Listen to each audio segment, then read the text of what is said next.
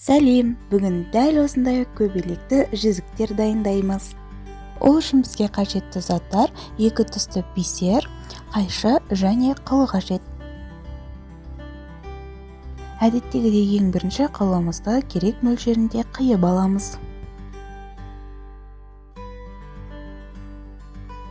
Енді қылымызды алып, бір жағы ұшынан бисер түсіп кетпестей ұстаймыз, екінші жағымен жұмыс жасаймыз.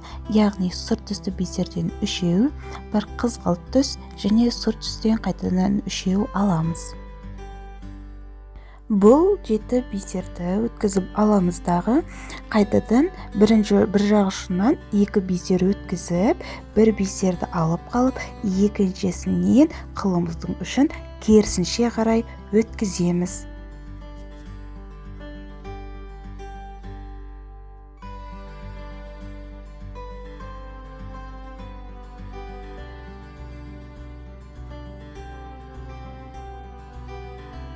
Қылдың екінші жағы ұшын алып, тура жаңағыдай істейміз. 2 түсті сұр бисер алып, біреуін қалдырып, екіншісінен қылымыздың ұшын керісінше қарай өткіземіз.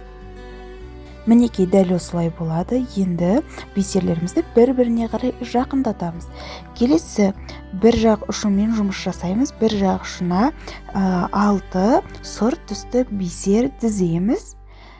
Және оны өткізіп алғаннан кейін ортадағы қызғылт түсті бисерден қылымыздың ұшын керісінше қарай өткіземіз.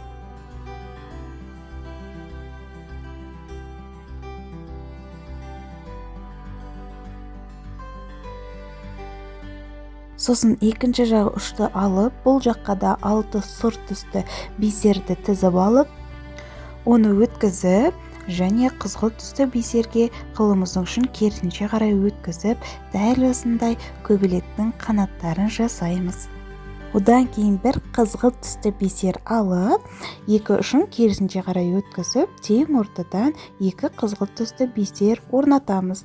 Сосын 5 қалауыңыз бойынша 6-ды алуға болады. 2 ұшынан 5-5-тен 6-6-дан бисерлер өткізіп аламыздағы жаңағы екінші өткізген қызғылт түсті бисерімізден 2 ұшын айқастырып қайтадан тартамыз.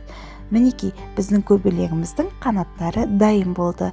Енді қылымыздың бір жақ ұшын алып, саусағымыздың ұзындығына, яғни диаметріне байланысты бисерлерімізді тізіп аламыздағы ең соңғы бисерден 2 қылдың ұшын керісінше өткізіп, бір-біріне түйіншектеп байлаймыз. Міне біздің бүгінгі көбелек жүзігіміз дайын болды. Достар, егер ұнап жатса, бағалап кетіңіздер. Лайк басып, комментарий жазуды да ұмытпаңыздар. Назарларыңызға рахмет. Алдағы уақытта көптеген әшекейлер бірге жасаймыз.